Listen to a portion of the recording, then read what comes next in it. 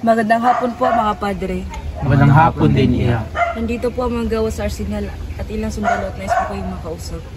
Hindi ito maganda mga kapatid. Dahil siya, ito ang kanilang mga hinaing tungkol sa bagong polisiya ng Gobernador General. Ngunit pakinggan pa rin natin ang kailang mga ibig sabihin. Bilang mga padre ng bayan, nararapat natin silang tayuhan. Tama ka dyan, Padre Burgos.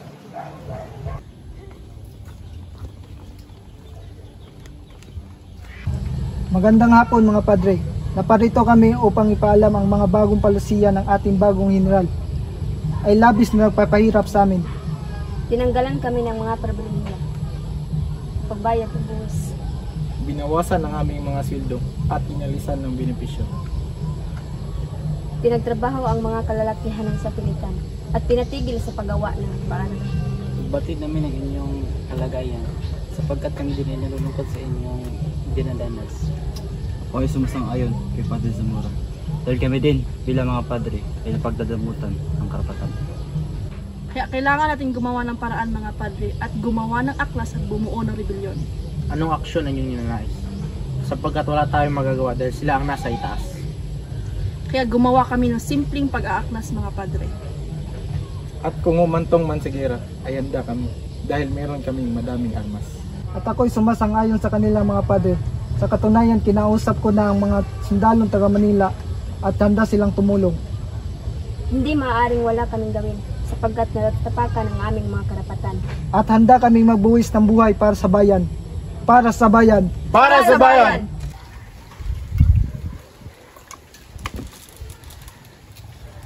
Ano na bang balita sa tatlong pare na sina Burgos, Zamora at Gomez?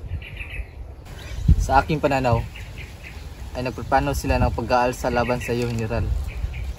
Hindi na maganda itong kanilang mga hinain, General, sapagkat ginagamit lamang nila ang pangalan ng Diyos sa kanilang mga ginagawa.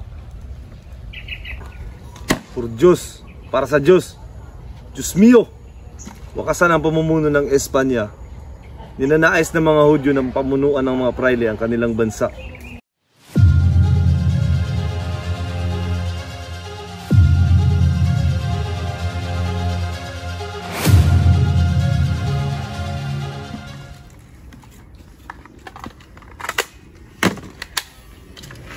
Buenos dias, General Escuerdo. Buenos dias, Incasar. Ako po ay nakatanggap ng kasulatan na nagtipon ang mga sundalo at ang mga manggawang arsenal. Kasama nandito ang mga praile. Pakita na kasulatan na yan.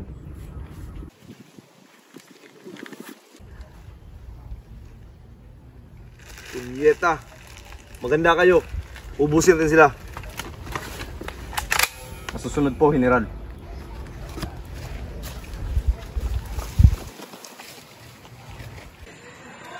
Kaya na ba natin kasamahan? Dalo po, Sargento. Sa aking bilang ay nasa 200 tayo, Sargento. 20 ng Enero, handa na ang ating pagsugod!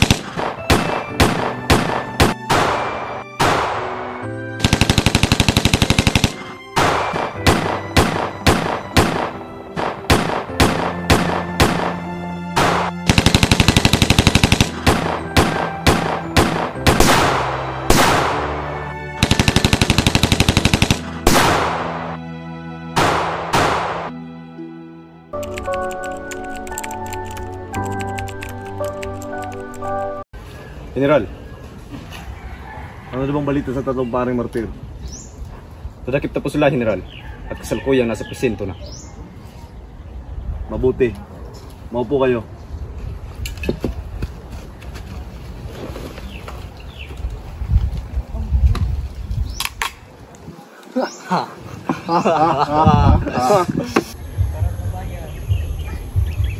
Ikinalulungkot ko mga padre ang naging hatol sa inyo ng Gobernador General.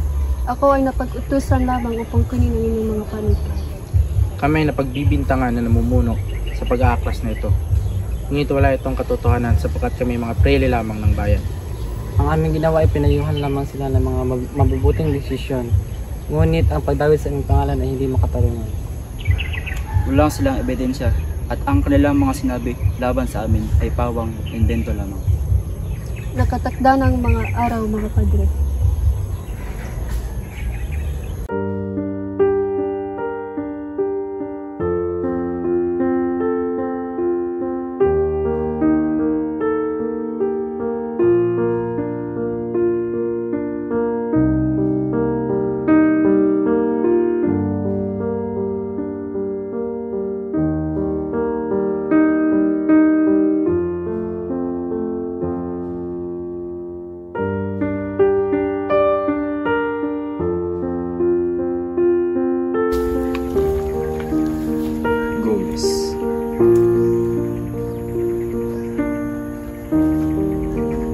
Burgos,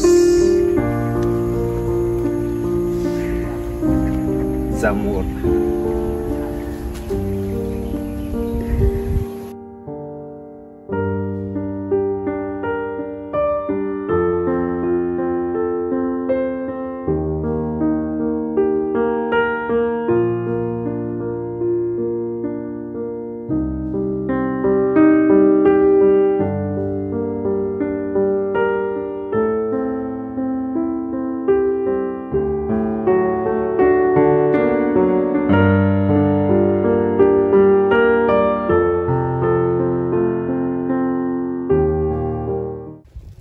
nararapat lamang kamatayang garuti sa tatlong paring martir. Sila ang utak sa sunod-sunod na pagpatay sa ating mga sundalong Espanyol. Tagumpay!